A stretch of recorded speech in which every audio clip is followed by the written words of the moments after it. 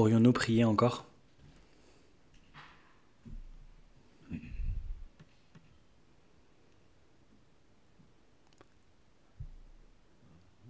Seigneur,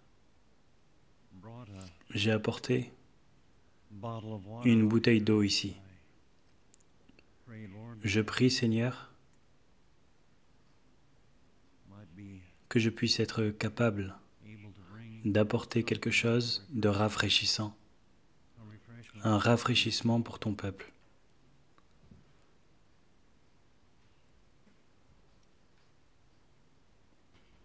Nous sommes reconnaissants pour le glorieux évangile du Dieu béni.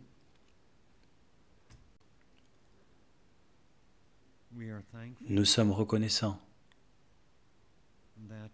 que tu ne nous aies pas destinés.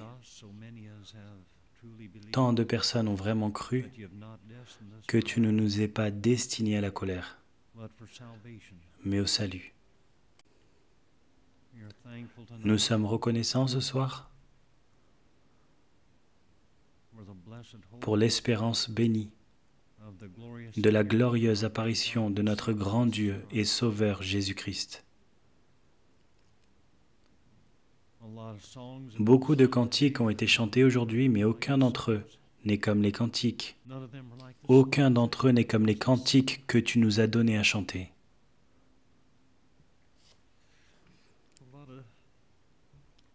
Il y a eu beaucoup de discussions dans le monde aujourd'hui,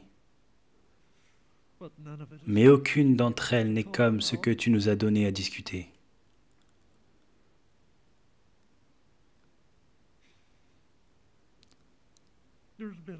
Il y a eu beaucoup d'attention pour les rois et les hommes nobles.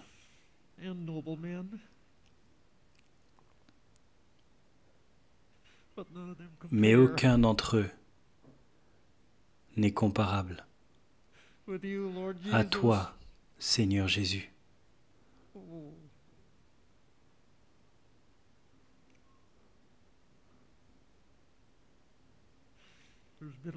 Il y a eu beaucoup de choses faites aujourd'hui.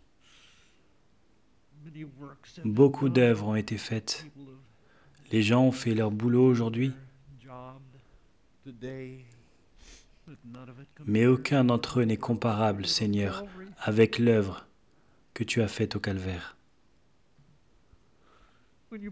Quand tu as mis de côté nos péchés de ton propre sacrifice,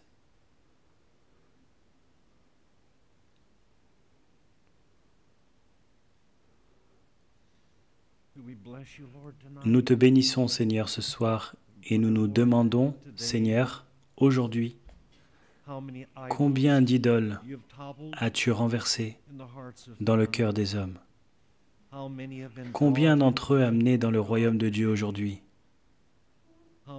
Combien ont été délivrés du royaume du diable ce jour? Et nous prions, Seigneur, que tu nous bénisses ce soir, juste ici, comme nous sommes rassemblés dans le nom de Jésus. Nous te demandons, Seigneur, que tu sois près de nous, ce qui est notre bien. Ta présence, qui est notre paix, nous te demandons, Seigneur, aide et guérison. Pour l'homme intérieur, nous savons que tu le feras un jour. Quand tu es devenu chair, tu t'es occupé de faire le bien, guérissant ceux qui étaient oppressés par le diable. Et nous prions, Seigneur, que tu le fasses encore, et encore, et encore.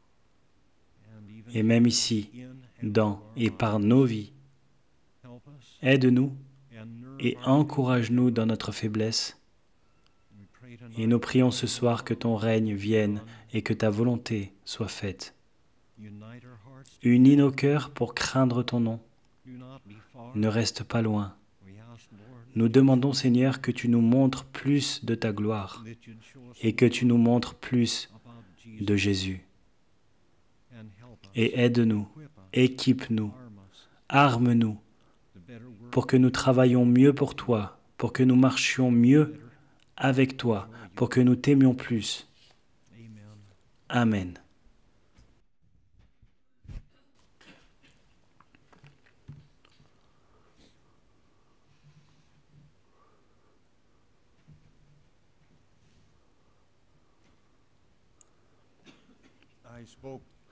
J'ai parlé jeudi soir des derniers mots de Pierre.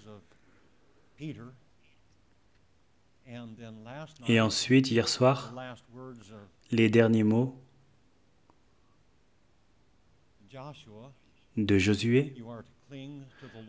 Vous devez vous accrocher à l'Éternel. Et donc, je ne vais pas parler des dernières choses. C'est la dernière des dernières choses, mais plutôt des premières choses. Les choses que dit Paul sont de la plus haute importance. C'est l'Évangile. Et prenons-le des Galates, chapitre 1.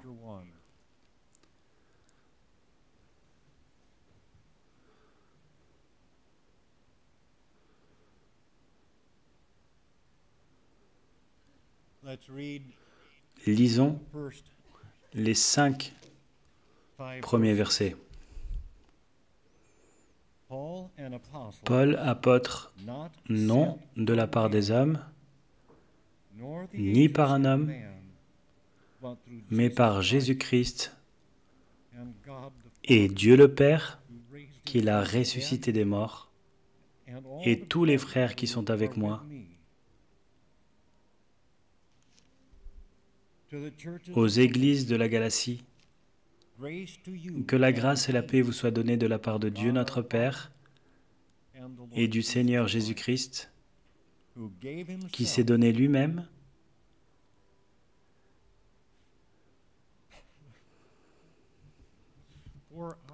pour nos péchés, afin de nous arracher ou de nous délivrer au présent siècle mauvais, ou le monde, selon la volonté de notre Dieu et Père, à qui soit la gloire au siècle des siècles. Amen.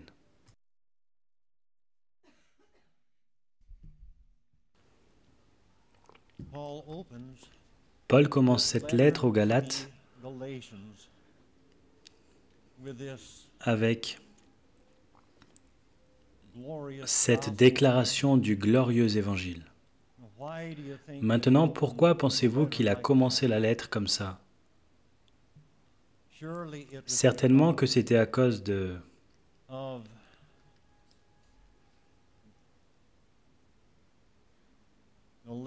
le levain qui s'était infiltré.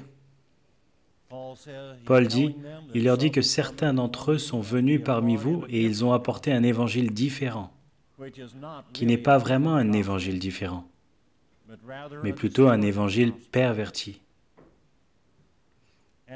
Et donc il veut commencer la lettre pour eux avec une déclaration du vrai évangile. Comme le dit le psaume 1, la meilleure façon d'exposer un bâton courbé, c'est de poser un bâton droit juste à côté. Et donc, j'aimerais parler des versets 4 et 5. Ces 3 mots pourraient être le titre « Pourquoi Christ est-il mort ?»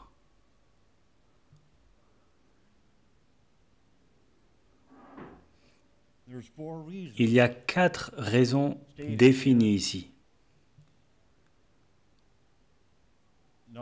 Numéro 1, Christ est mort. Première phrase, il s'est donné lui-même pour nos péchés. La deuxième raison pour laquelle il est mort, c'est afin de nous arracher au présent siècle mauvais.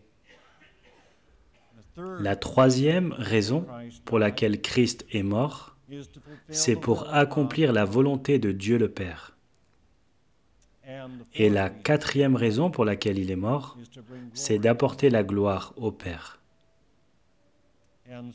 Et donc, nous regarderons ça, ces 4 points, phrase par phrase et presque mot par mot. La première raison pour laquelle Christ est mort, c'est qu'il est mort pour nos péchés. Il s'est donné lui-même pour nos péchés. C'est pour payer la dette de nos péchés, pour payer la punition. Il est dit qu'il s'est donné lui-même. Je souligne le mot « donner ». Aviez-vous déjà remarqué tout ça? Bien sûr que oui. Donc, dans Marc ou Matthieu chapitre 20, il est dit « Le Fils de l'homme n'est pas venu pour être servi, mais pour servir et donner sa vie en rançon. Donner sa vie en rançon pour beaucoup. » Dans Luc 22, il est dit « Ceci est mon corps qui est donné pour vous. » Et dans Galates chapitre 2, il est dit « Il m'a aimé et s'est livré lui-même pour moi. » Dans Éphésiens chapitre 5, il est dit « Il a aimé l'Église et s'est livré lui-même pour elle. » Dans Timothée, il est dit qu'il y a un seul Dieu et aussi un seul médiateur entre Dieu et les hommes, le Christ Jésus, homme, qui s'est donné lui-même en rançon pour tous.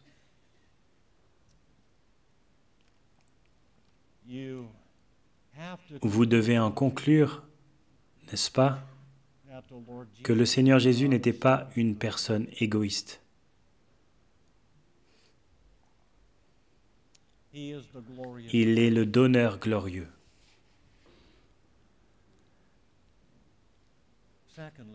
Deuxièmement, le mot « lui-même ». Il s'est donné lui-même.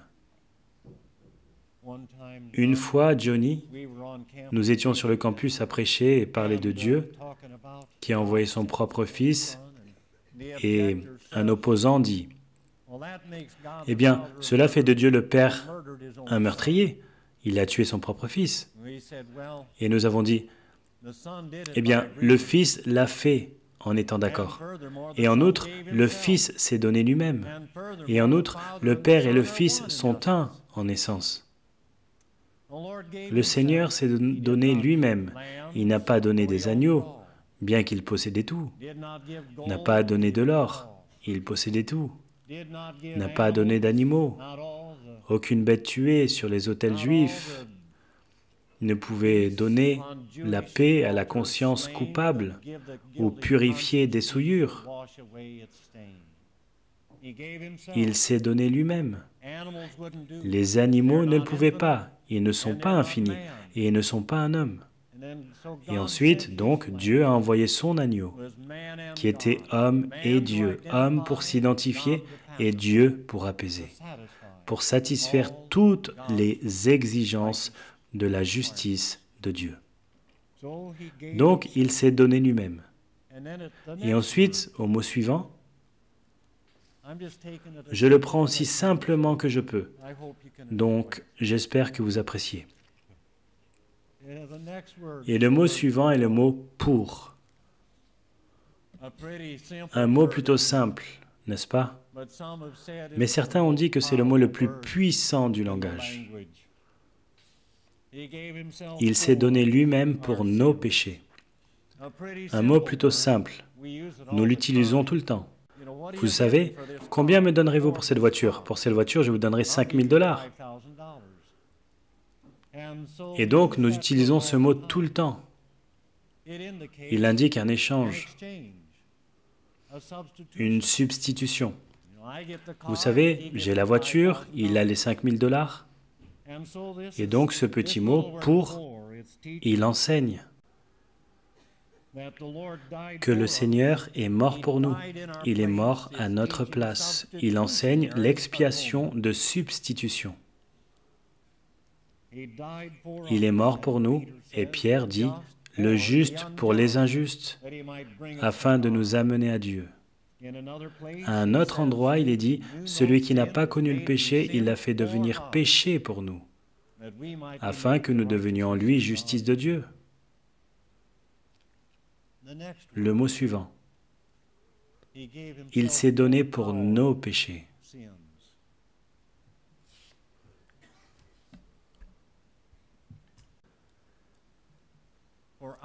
Pour nos péchés. Quelquefois, l'expiation est précisée en des termes très personnels. Des termes vraiment très personnels, comme Galates chapitre 2, verset 20. Il m'a aimé, moi, et s'est donné lui-même pour moi. Quelquefois, c'est indiqué en des termes très larges. L'agneau de Dieu qui ôte les péchés du monde. En Jean chapitre 1, verset 29. Car Dieu était en Christ, réconciliant le monde avec lui-même. Le monde, sans tenir compte aux hommes de leurs fautes. 2 Corinthiens. Jean 4, verset 42. Le Samaritain dit, et nous savons que c'est vraiment lui, le sauveur du monde. Le monde. Nous savons que ce n'est pas le salut universel. Comme nous savons que tout le monde ne va pas au ciel, certains vont en enfer. Et donc le monde, cela doit signifier non pas tous sans exception, mais tous sans distinction. Il a racheté un peuple pour Dieu avec son sang, de toute tribu, langue, peuple et nation. Mais ici, il dit nos péchés.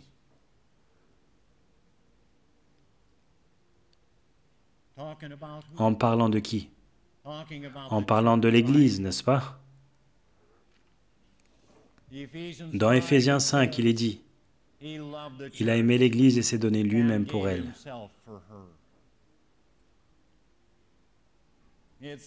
Il est dit dans Acte 20, pour faire paître l'Église de Dieu qu'il s'est acquise par son propre sang.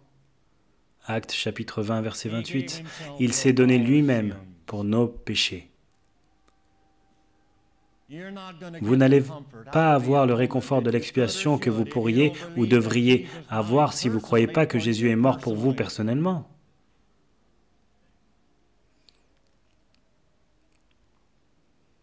Le mot suivant, péché. Il s'est donné pour nos péchés. Le problème n'est pas économique. Ce n'est pas l'éducation, n'est-ce pas? Ce n'est pas l'environnement. Ce ne sont pas les blessures, pas les erreurs, pas mon éducation. Si vous voulez en arriver à saisir ça, vous devez réaliser que vous êtes un pécheur, parce que Jésus est mort pour les péchés. Tous les autres ne sont que des symptômes. Le problème majeur de la race humaine, c'est le péché. Et le problème majeur de mon cœur, c'est le péché. Donc arrêtez de rejeter la responsabilité et dites que Dieu ait pitié de moi, le pécheur.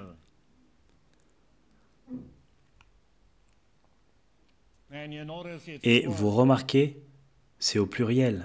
Ce n'est pas simplement une partie des péchés, c'est tous les péchés, le petit et le grand, passé, présent et futur.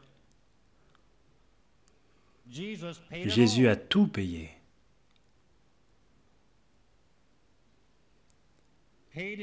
Payé en totalité. Mon mauvais casier judiciaire, on s'en est occupé à cause de ce que Jésus a fait pour moi au calvaire.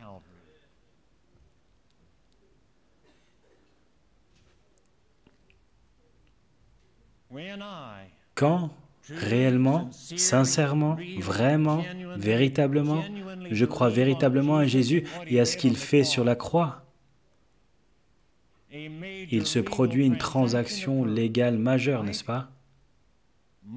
Ma culpabilité est mise sur ses livres et sa justice est mise sur mes livres. Et ensuite, j'ai une justice égale à celle du Seigneur Jésus-Christ lui-même. Assuré, je m'approche du trône éternel, le plus beau.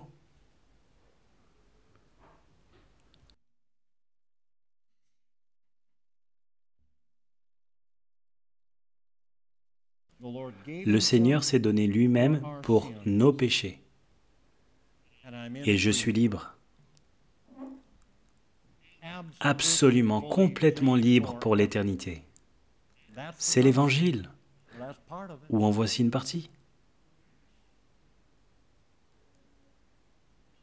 Si je suis accepté de cette manière, si librement, si simplement, si je suis accepté, Si j'ai le trophée avant de courir la course, cela signifie-t-il que je peux continuer à pécher et vivre de toute façon, n'importe comment? Non. Cela nous amène à la deuxième phrase, la seconde partie. Il est dit « afin de nous arracher ou de nous délivrer au présent siècle mauvais ou monde. » Afin, regardez ce mot, afin.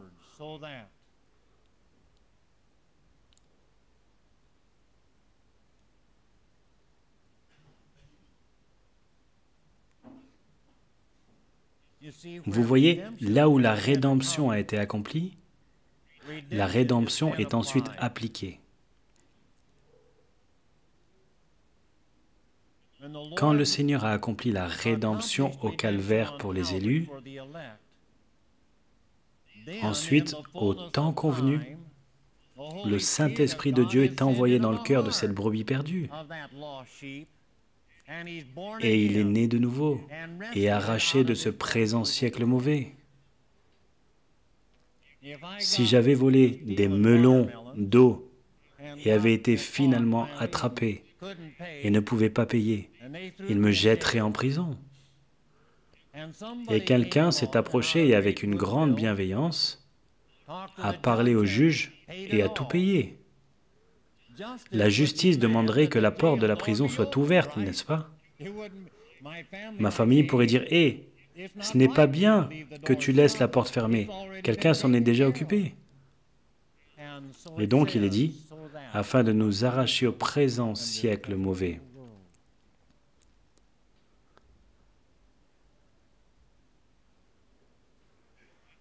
Regardons le mot « arracher » ou « délivrer ». Vous savez, ce que j'essaie de vous dire, c'est qu'il y a la puissance dans le sang. Vous savez, le Seigneur n'est pas juste venu dans la zone de récupération et a acheté cette vieille voiture pourrie. Il l'a achetée et l'a ramenée à la maison et l'a rendue encore mieux qu'elle n'était dans sa condition originelle. Et donc, il est dit encore et encore des versets comme Tite chapitre 2, « Il s'est donné lui-même pour nous afin de nous racheter de toute iniquité et de se faire un peuple qui lui appartienne, purifié par lui et zélé pour les œuvres bonnes. » Romains chapitre 8, il est dit, « Lui qui n'a pas épargné son propre Fils, mais qui l'a livré pour nous tous, comment ne nous donnera-t-il pas aussi tout avec lui? Par grâce. » Il est dit, il sera appelé Jésus, car c'est lui qui sauvera son peuple, oui, dans leurs péchés, mais aussi de ses péchés. Donc il est dit ici, arracher ou délivrer. J'aime ça. Les autres religions, ils ont leurs prophètes, et ils ont leurs dirigeants, et ils ont leurs enseignants. Mais notre Seigneur Jésus est plus que ça. Il est un libérateur, il est notre sauveteur. Un pompier, quand il arrive suite à un appel et il y a encore quelqu'un à l'intérieur, il ne braille pas en lui ordonnant. « Sors de là, sauve-toi toi-même !» Il rentre et le tire à l'extérieur. Et donc, il est dit ici, pour nous arracher, pour nous délivrer, pour nous racheter. Ainsi, nous ne sommes plus, quand nous sommes nés de nouveau, plus esclaves du péché, plus esclaves des standards de la société et des sourires, plus esclaves de Satan, mais plutôt esclaves de Dieu et esclaves de la justice. Et donc, il nous arrache de ce présent siècle mauvais. Maintenant, dans la première phrase, nous avons été délivrés de la punition du péché. Dans la deuxième phrase, nous avons été délivrés de la puissance de nos péchés. Et finalement, même de la présence de nos péchés, c'est-à-dire dans le ciel. Là, le travail a été commencé, n'est-ce pas? Et nous ne sommes que des étrangers, des pèlerins, et des gens de passage. Notre citoyenneté est dans le ciel. Et ensuite, le Seigneur revient et restaure toutes choses. Et dans la régénération, je parle de la grande régénération, alors nous serons avec lui et nous serons entièrement comme lui, libérés de la présence du péché. Donc, numéro 1, pourquoi Christ est-il mort? Il s'est donné pour nos péchés. Deuxièmement, pour nous arracher au présent siècle mauvais. Il dit ce monde actuel, par contraste avec le monde futur, dans lequel la justice habite. Et il est appelé un siècle mauvais. Maintenant, ai-je besoin de convaincre quelqu'un de ça? Ce présent siècle mauvais. Vous retournez au commencement juste après qu'Adam et Ève aient péché. Nous les trouvons en train de mentir. Et ensuite, vous allez au chapitre suivant et vous trouvez les deux premiers frères, l'un des deux a tué l'autre. Et ensuite, vous allez 3 chapitres plus loin et vous avez le déluge de la Genèse. Chaque pensée du cœur de l'homme est disposée au mal, dès sa jeunesse. Et ensuite, vous allez encore quelques chapitres après, et Dieu a dû détruire Babel. Vous allez encore quelques chapitres après, et vous trouvez que Sodome doit être brûlée. Et quelques chapitres après, et l'iniquité des Amoréens, tout ça, directement venu du commencement, de l'histoire du monde. Et donc, l'homme a continué. Il a continué à aimer les ténèbres plus que la lumière, à s'aimer lui-même plus que Dieu, à boire l'iniquité comme de l'eau. Et ce n'est pas, regardez, ce n'est pas aussi éloigné de nous. Regardez le XXe siècle. Hitler a tué quelques 20 millions de personnes. Et ensuite Staline, quelques 40 millions. Et ensuite Mao, plus de 70 millions. Et avant de penser, pourquoi ces monstres? Regardons-nous. La nation n'est pas née depuis 87 ans quand nous avons eu notre propre guerre civile et avons tué 500 000 personnes. Et pas seulement ça, et l'avortement. Dans les 40 dernières années, nous avons tué plus de 40 millions de nos propres bébés. Ce présent siècle mauvais caractérisé par la mort, la maladie, l'insuffisance, la cruauté. Est-ce votre vue métaphysique du monde? Ou pensez-vous que le monde est un endroit plutôt agréable? Il est bien? Il est confortable? Cela devrait être votre vue métaphysique du monde, ce présent siècle mauvais. Nous cherchons de nouveaux cieux et une nouvelle terre, si vous êtes né de nouveau. Le monde est au point critique d'une collision avec Dieu. Mais en ce qui nous concerne, nous avons été arrachés de ce présent siècle mauvais. Une troisième raison pour laquelle Christ est mort, la troisième phrase ici, est « Il est mort pour accomplir la volonté de Dieu, notre Père ». C'est la lutte de l'univers, n'est-ce pas? C'est une grosse lutte de puissance. Parents et enfants, mari et femme, roi et sujet, c'est une grosse lutte de puissance. Mais pour le chrétien, cette lutte est réglée.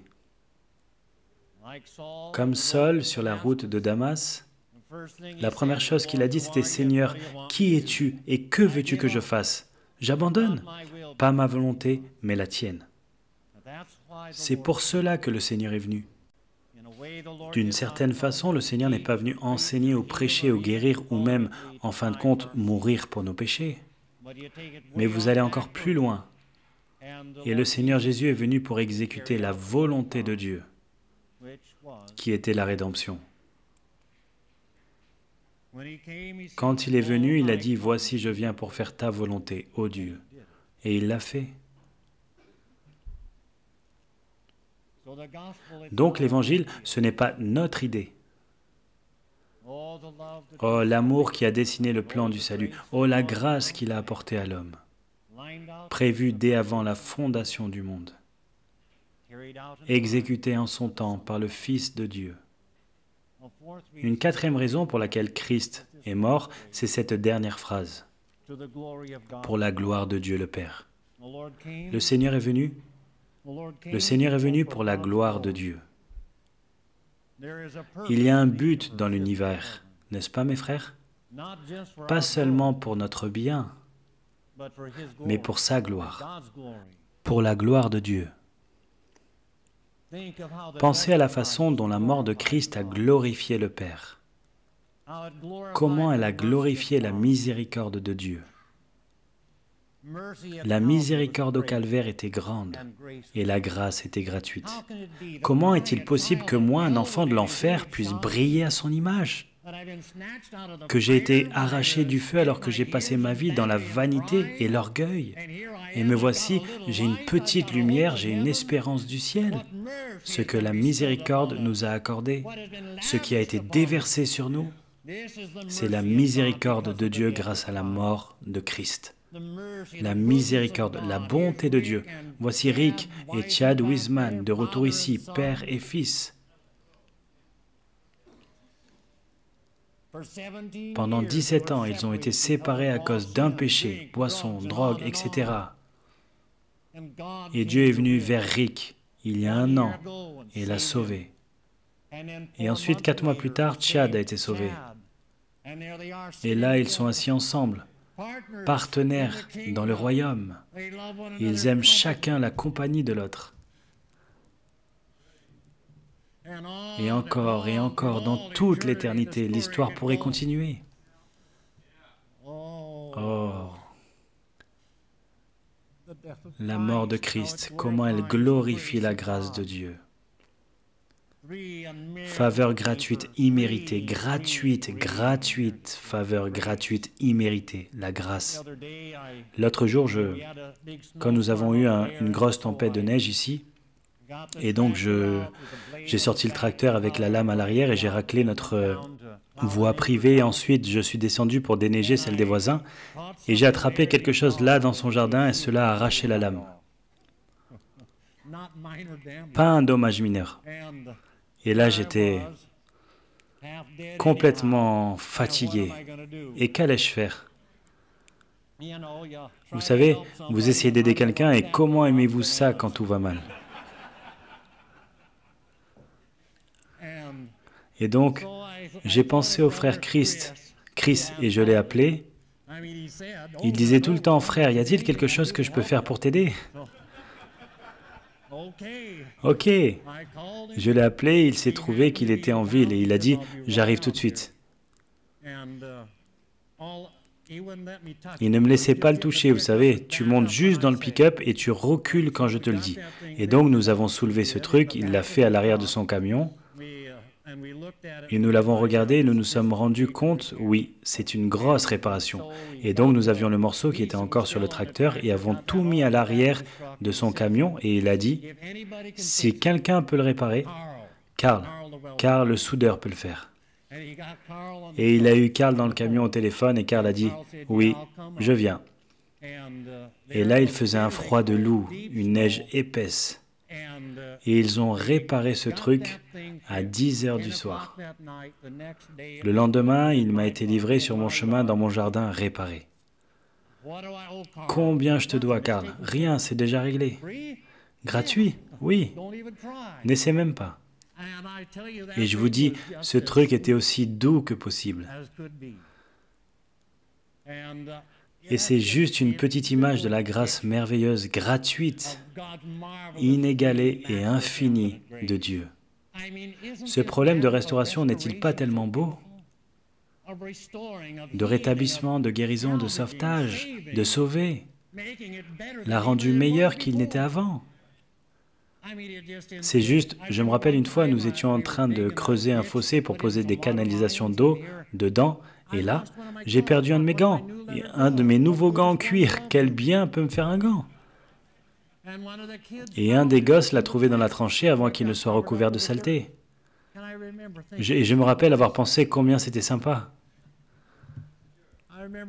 Je me rappelle une fois en grandissant, j'étais Je travaillais sur le tracteur avec la lame remplissant le fossé et je rentrais à la maison pour le déjeuner. Et vous savez, j'étais en position route descendant un chemin de terre. Et j'ai pensé, il y a des bosses ici, des flaques de boue qui ont besoin d'être comblées. Et donc, en parlant de stupidité, j'ai baissé cette lame en continuant à rouler pour remplir ce trou. Et bien sûr, ça a touché. Et j'ai fini sur le capot et le chargeur du tracteur était cassé. Vraiment.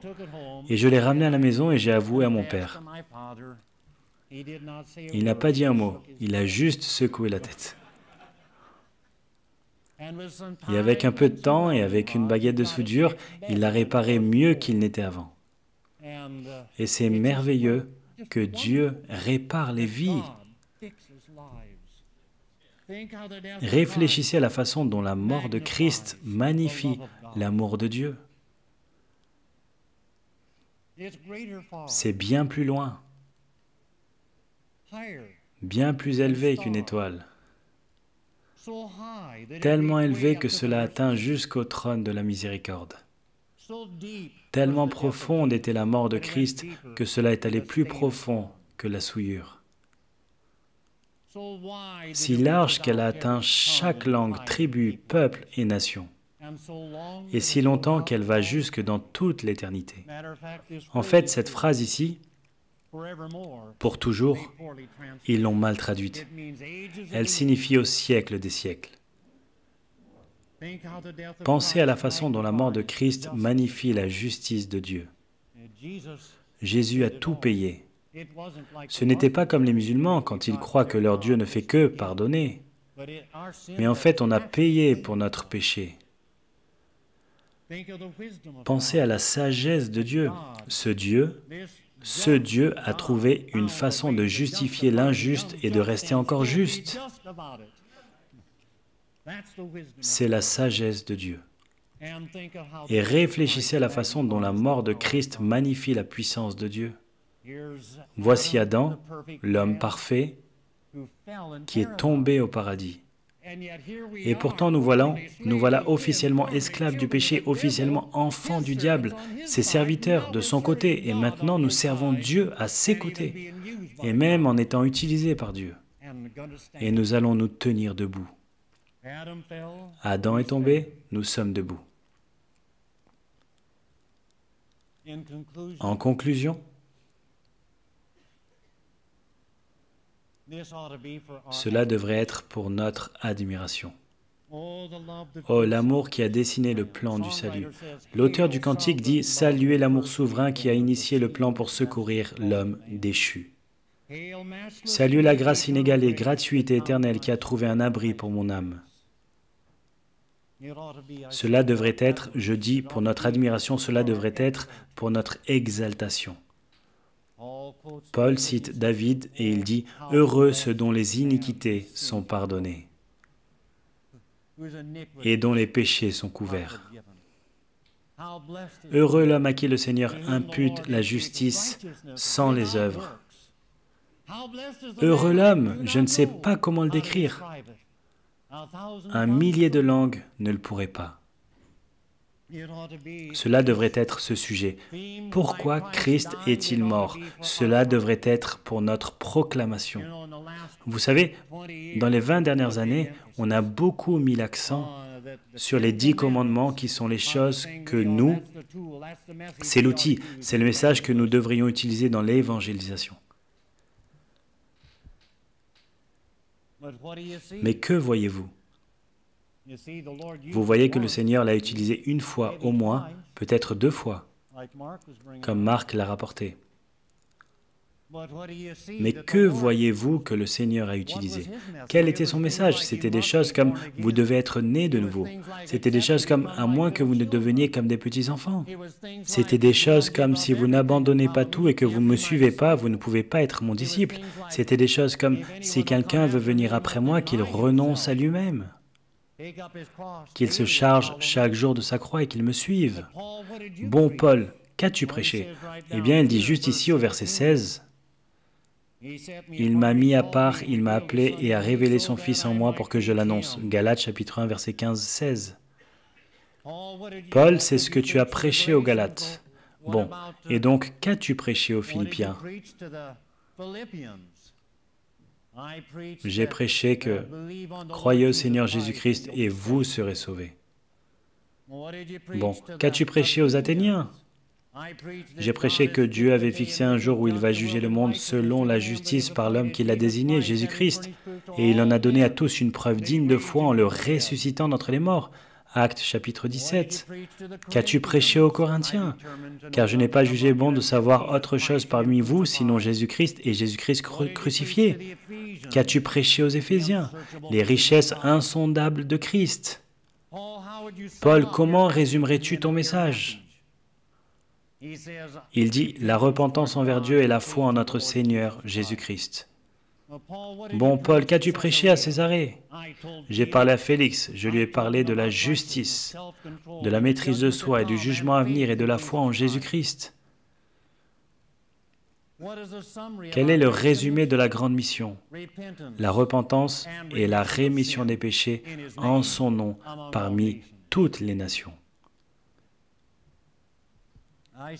Je dis, cela devrait être pour notre admiration, notre exaltation. Cela devrait être pour notre proclamation. Et cela devrait être une exhortation ou un avertissement pour nous, de ne pas se conformer à ce présent siècle mauvais. Je dis que nous en avons été arrachés, n'est-ce pas? Délivrés, c'est ce qui est dit ici. Et donc, ne vous y conformez pas. Cela devrait être un avertissement pour nous garder. Jacques dit, c'est une religion pure et sans tache pour se garder des souillures du monde. Sans tache, intact. Ne le touchez pas.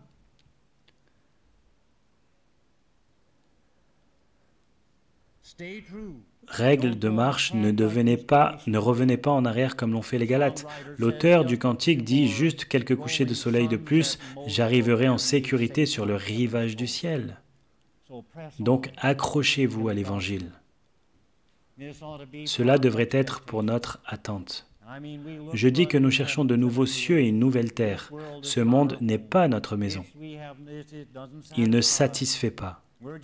Nous ne sommes que, dis-je, des étrangers, des pèlerins, des gens de passage. Nous avons jeté l'ancre dans un autre royaume. Cela devrait être pour notre examen. Je dis, suis-je sauvé? Suis-je délivré ou non?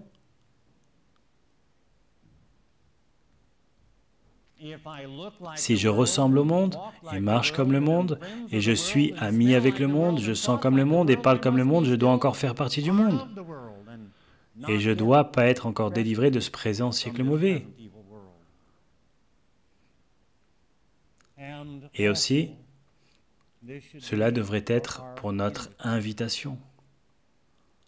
Une invitation pour venir et croire au Seigneur Jésus-Christ qui est mort pour nos péchés.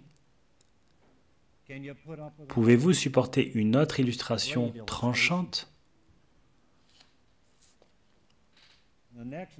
Le voisin d'à côté vers qui je suis allé vers le bout de son allée et j'ai pensé, vous savez, je ferais mieux d'appeler ce gars avant d'aller là et de déneiger son allée. Je l'ai eu au téléphone et j'ai dit, je suis en bas de votre allée avec un tracteur et une lame. Je vais monter et descendre et déneiger. À moins que vous ne me disiez non. Et il a dit, oh, je crois que tout va bien là où nous sommes. Et ce fut tout. Je suis rentré à la maison. Et vous devez vous sentir, vous savez, un petit peu insulté. Je dis, j'étais là, voulant et pouvant l'aider, et il dit non. Et si nous nous sentons comme ça face à des choses ici sur terre, comment pensez-vous que le Père Céleste se sent? Que pensez-vous que Dieu ressent? Tout ce qu'il a fait, tout est prêt, la porte est ouverte pour résoudre votre problème majeur et s'occuper de votre péché et vous emmener dans un endroit appelé ciel et vous donner la vie éternelle juste ici et maintenant. Et vous allez dire non? Vous allez dire, je vais bien, je suis assez bien là où je veux être? Qu'il n'en soit pas ainsi. Venez, repentez-vous, laissez votre péché derrière, tous les péchés connus, laissez tout derrière.